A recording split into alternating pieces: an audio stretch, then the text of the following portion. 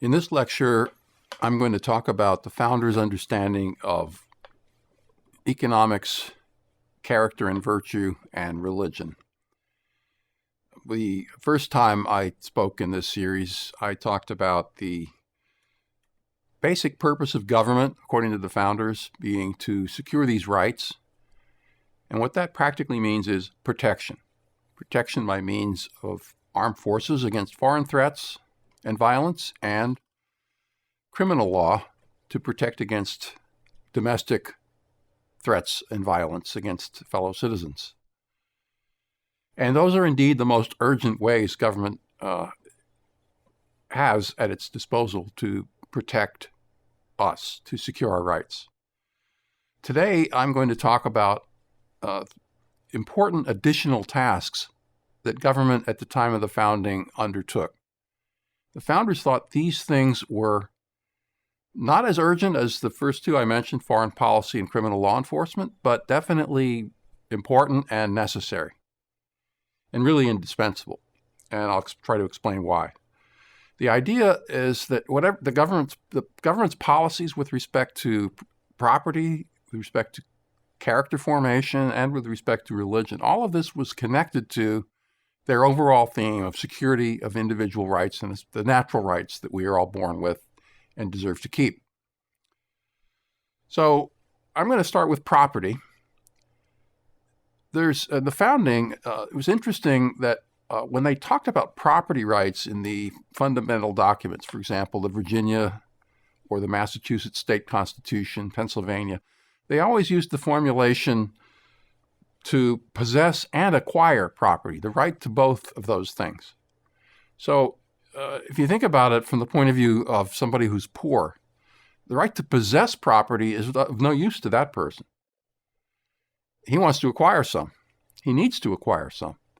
And it's in fact a right in the founding, a natural right, to acquire property. Now, how do you acquire property if you don't already have it? That's potentially a source of conflict. Jefferson gave an example in one of his letters of what happens on a ship when a ship at sea in which people are starving runs into a ship that has plenty. Do they have a right to take some of that property for themselves without the consent of the other ship? And Jefferson says, you're darn right they do. It's a matter of necessity. And the natural law does not require you to die when there's no property around, and except something that you might have to steal from someone else. He said that. And so you have that problem. And in fact, I could even add this, all of the major rights, all of the natural rights that the founders talked about are potentially in conflict with one another. The most famous example of that is slavery. The slaves had a right to liberty, and the masters had a right to life. And one of the points that, again, Jefferson made when he discussed why we don't have immediate emancipation is we're afraid. He says, we have the wolf by the ears. Justice is in one scale and self-preservation in the other. I mean, and those are both natural rights, the right to liberty and the right to survive, the right to life.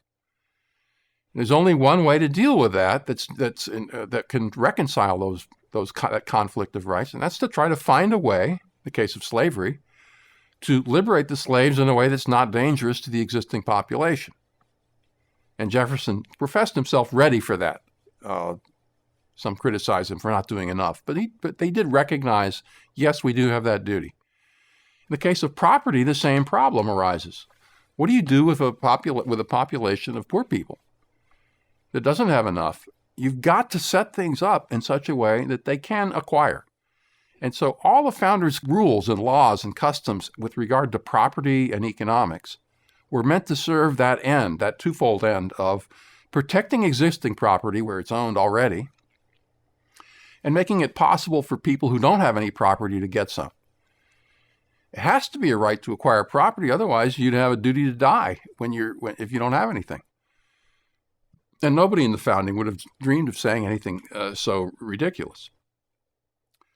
So what do you have to do? And this is one of the things looking into this, I found it fascinating to learn. It's a very complicated set of things that government had to put together in order to protect that twofold right to property, to acquire and possess.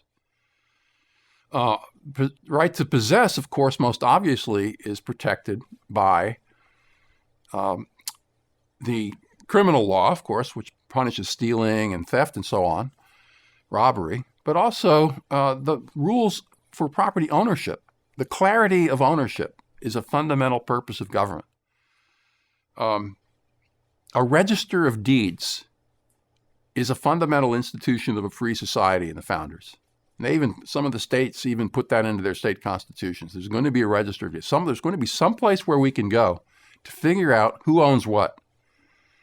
And so that if there's someone who's on your property, you can sue them, you can go to court, you can protect your property from intrusion or violence by the judicial system. But that only works if it's known in advance who actually owns property.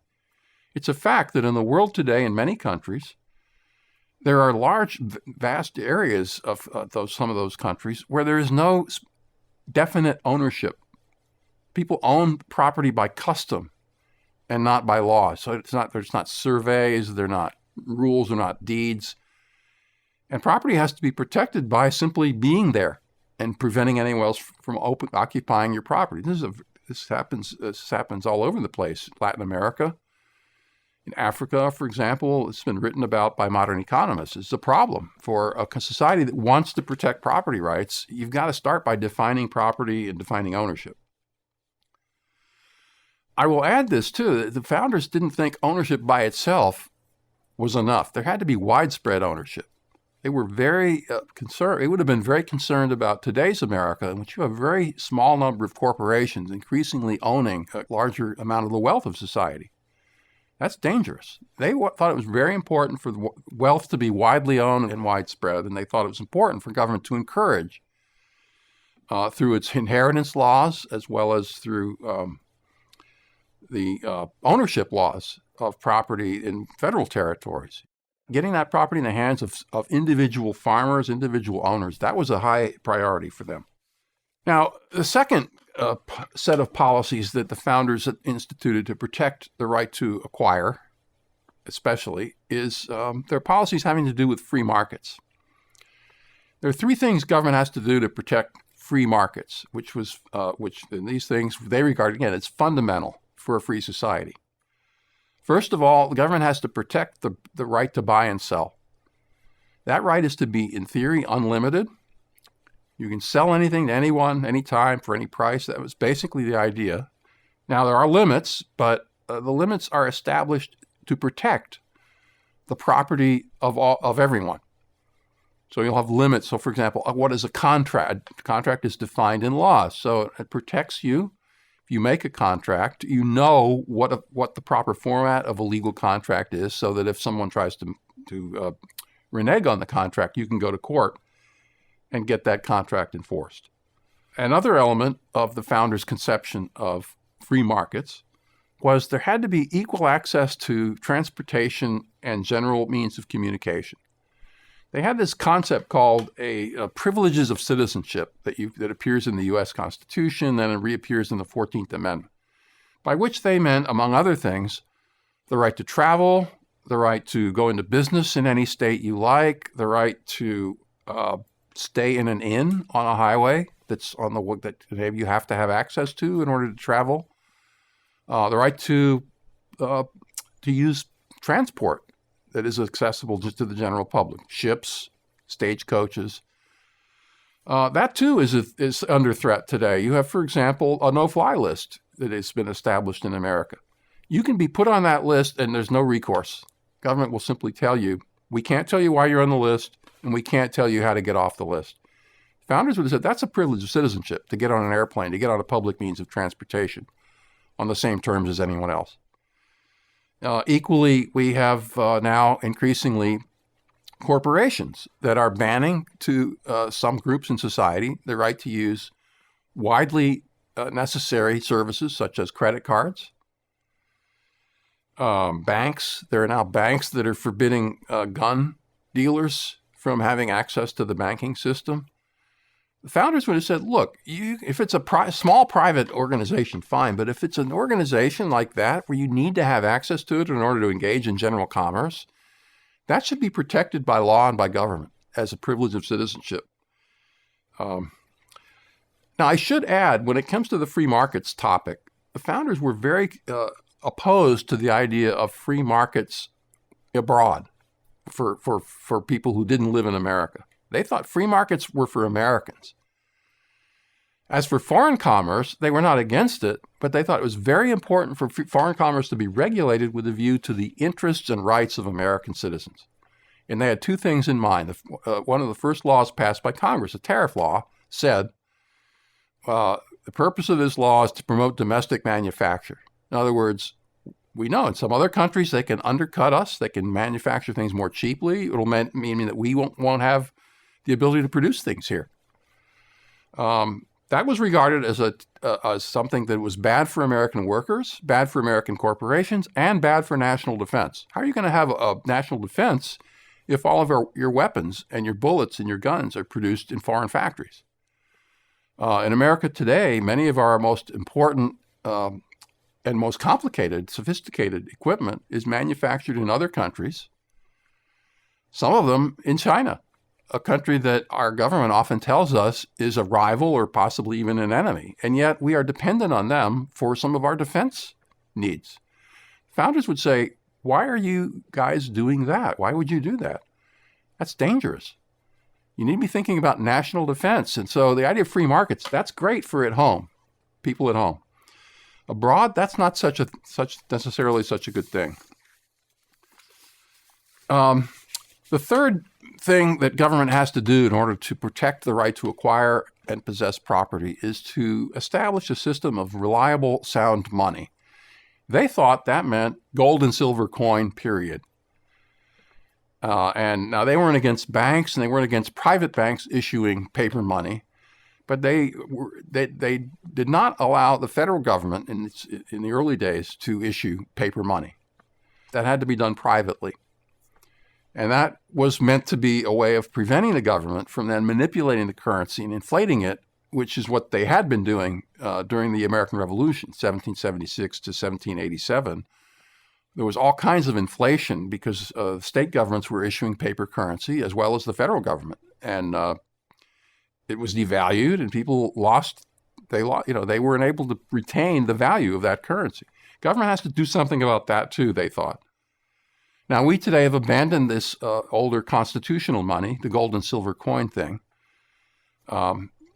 We have managed to make it through the 20th century without the gold standard, or only a minimal application of the gold standard in most circumstances. Whether that will be true in the future, we don't know. I don't know. I can say this. The founders would wonder, why would you create a monetary system where the value of the currency is entirely created by government and not something that is independent of government manipulation? I'll mention one other thing about the founders on economics, and that is, of course, they knew that there were sometimes going to be poor people who could not provide for themselves. There was a need for welfare. One of my surprises when I started studying the founders was how important they thought it was for government to have welfare for poor people. Now, they didn't think of it the way we do. They thought welfare was something that is for citizens in dire need, people who couldn't otherwise provide for them the absolute minimum for themselves. And so they organized it in a way that prevented people from wanting to be on welfare. They provided very minimal support, typically in the form of a workhouse or a poorhouse, where people who went there for government support had responsibilities and duties. For example, often work requirements exist in those places, and of course, the comfort level was not great. They wanted to make sure that they could provide for people who were genuinely in need without encouraging people who could have gotten jobs to make sure those people did go out and get a job on their own. Now, this brings me to my second theme for today's talk, and that is morality, government involvement with morality. Governments has to be involved with morality. In the first place, the basic rules of the natural law are moral rules. Jefferson called the natural law the moral the moral laws of our nature in a document he wrote in the 1790s. An example would be the first paragraph of the Declaration of Independence. Every nation is entitled to a separate and equal station by the laws of nature, meaning that it's immoral for one nation to try to rule another nation without its consent. Morality means don't enslave people, don't rule other nations, don't rule other people without their consent. Each person, each nation has a right to liberty, and there's a moral duty for government to protect that right with regard to its fellow citizens. But of course, we also mean by the word morality something different. We mean also a disposition of the character or the heart, a disposition to act in a particular manner. And the founders thought that too was a duty of government to be concerned with. There's a Virginia Constitution, very typical statement.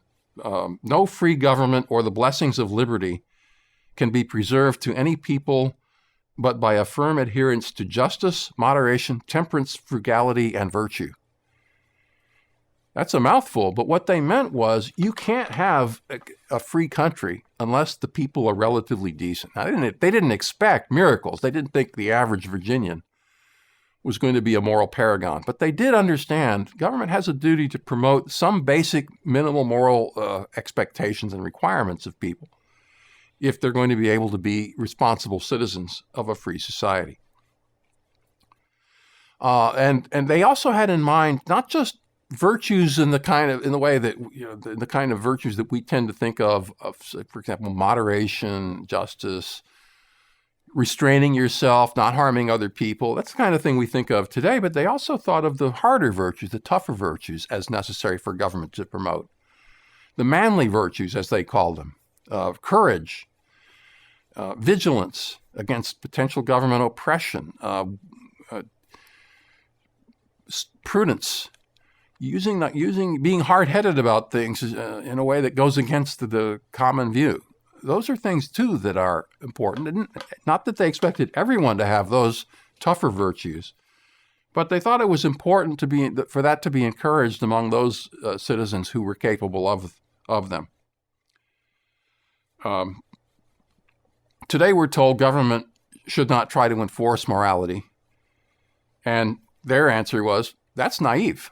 You have to have morality. You have to have people being willing to restrain themselves and also being willing to step up and fight for freedom when it's threatened. Now, as to how government promoted morality, they thought of, I'll mention a couple of ways. One of the most obvious ways through education. Every state government, again, this is not a federal thing, but the state governments promoted and sustained education at some level. Some states had state universities. Other states, especially in the northern and middle states, emphasized primary and secondary education as something government was responsible also to promote. College for the talented. But they also thought that it was important to have laws, and of course, those education. It was expected that in educational institutions, there would also be promotion of religion. We'll get to that in a minute. Now, in addition to these persuasive means of promoting morality, educational, there were examples of statesmen, speeches, government proclamations, all kinds of ways government would lend its weight, lend its hand, its prestige to the idea of the honorableness of moral conduct, of virtuous conduct, whether it was in war or in peace. That was considered to be an important fundamental task of government. Now, they also thought that in some cases the laws need to step in to promote or to limit immorality, and that was especially in the case of marriage and family law. This is an area where, of course, we have a very different view today. But their view was that you can't expect sex to remain unregulated because sex produces children. And children are vulnerable creatures who need help. They need sustained help over time.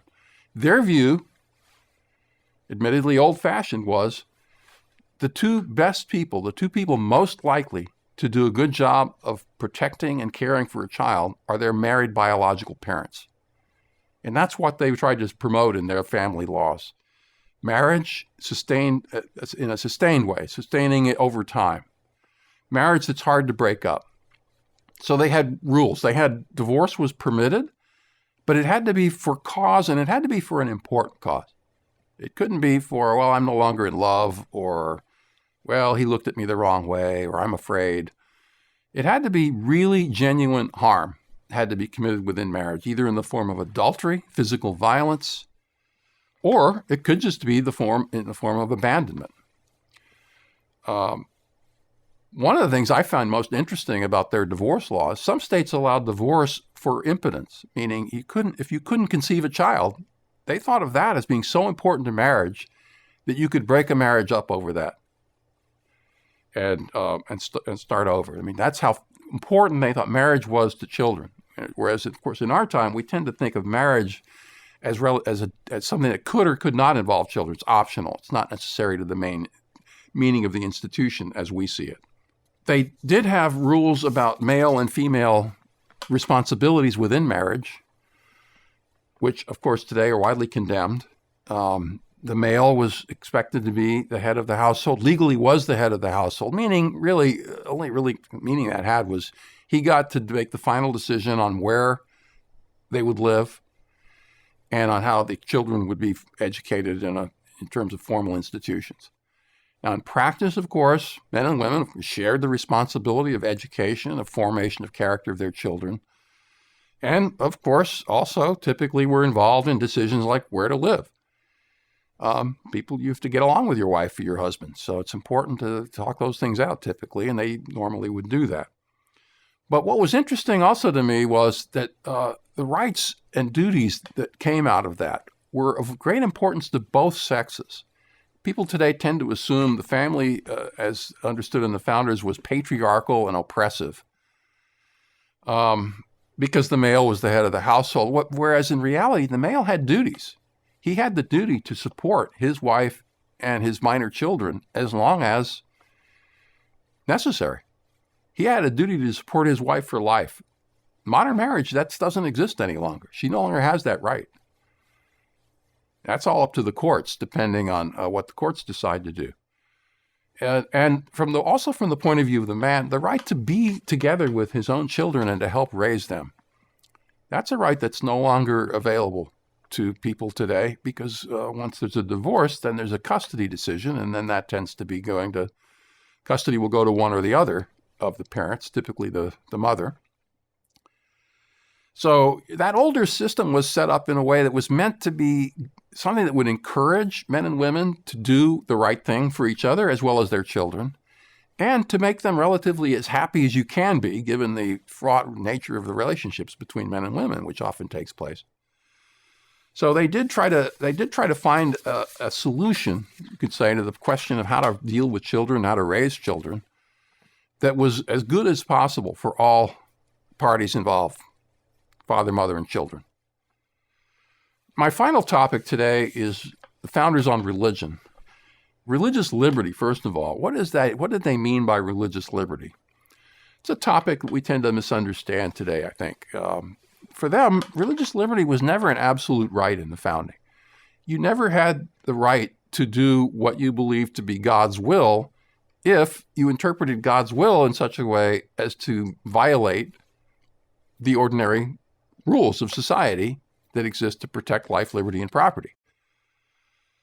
So, for example, if you believe that God commands child sacrifice, let's say you're trying to revive the ancient Aztec religion, that was not allowed. You would be punished for that. And it wouldn't matter if you went to court and said, yeah, but I'm an Aztec. Similarly, let's say, and today you have places, so Pakistan, for example, I was reading about a recent case where many people, it turns out, believe they have a religious duty to murder Christians if they happen to be converts who are ex-Muslims. They believe that's a divine duty. It's required by God. You got to kill those apostates. Again, the founders would say, no, you don't. Religious liberty doesn't mean that. It means that you have to obey the ordinary criminal law. Now, So therefore, there could never be an automatic right to an exception from a law. So if you take the Quakers, they said, well, we don't believe God wants us to fight. And, George Washington wrote a letter to the Quakers in which he said, well, you don't have a right to not fight. If you're in a social compact in which you've agreed to obey the law, you might be called upon to fight. Now, what Washington added, I hope we can find a way to accommodate you because you're such good citizens in other respects, you Quakers. But if it comes down to it, if it's a question of national security, you might be required to fight. That's just how it is. And I think that was the founders' view of all this, is you can have exceptions from the law. You can make exceptions, you can make allowances, but only if it's ultimately compatible with the continued order and protection of free society. Now, as for the government support of religion, today people would say government can't support religion because that violates religious liberty. There are constant cases before the Supreme Court in which there's some monument or other somewhere in which there's 10 Commandments or which there's a cross somewhere or something, and then there's a lawsuit. And people agonize today over, well, can we allow those monuments that have religious symbols on them or not? And it just goes on and on. Founders' attitude about that was very simple. Government can do whatever it wants to support religion as long as it doesn't take away anyone's right to religious freedom. So if the government wants to create a policy of, let's say, giving money to preachers, Massachusetts had a policy like that, it can do that. That was regarded by most founders, not all, as something compatible with religious liberty. Or take another case, prayers in schools. I mean, everyone accepted the view that schools are going to promote a sort of generic version of Christianity. That became the consensus that emerged out of the founding by the time you get to the 1830s and 40s. That was what was being done everywhere. And that lasted up to the 1960s in most states. That you still had prayers in school, you had some discussion of the Bible, some teachings, basic teachings of Christianity. Its emphasis being on the moral teachings. That was what they thought was appropriate for government to do. And as long as the government wasn't harming or punishing or doing anything against non-believers, that was acceptable in their view. That was not a violation of the religious liberty of anyone. Now, as for the reasoning behind that, they never used arguments based on Christianity or religion when they tried to defend government support of religion. They always talked about it in terms of it's good for the security of rights. It's good for protection of rights. So a famous quote from Washington in his farewell address, reason and experience both forbid us to expect that national morality can prevail in exclusion of religious principle. In other words, no religion, no morality, and therefore government has an interest and a duty to support religion.